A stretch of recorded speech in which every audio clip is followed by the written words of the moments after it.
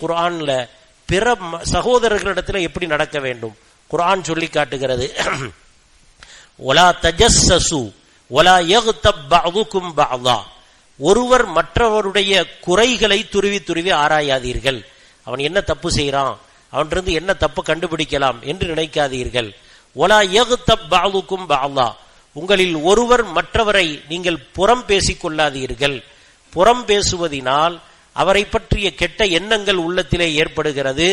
அவருடைய குர்ஆன் சொல்லி காட்டுகிறது, அய்யுஹிப்பு அஹதுக்கும் அய்யஅகுல லஹ்ம அஹீஹி மைத்தா, உங்களுடைய சகோதரனுடைய அந்த இறைச்சியை, செத்துவிட்ட இறந்துவிட்ட சகோதரனுடைய இறைச்சியை சாப்பிடுறதுக்கு உங்களுக்கு விருப்பம் இருக்குமா? அது எவ்வளவு அசிங்கமான செயல். அது மாதிரிதான் அவரை பற்றி புறம் பேசுவது. நம்முடைய வேலைகள் எத்தனையோ இருக்கிறது, அந்த வேலைகளை நீங்கள் செய்யுங்கள். பிறரை பற்றி நீங்கள் புறம் பேசுவதிலே ஈடுபட்டு உங்களுடைய நன்மையை அழித்துக் கொள்ளாதீர்கள்.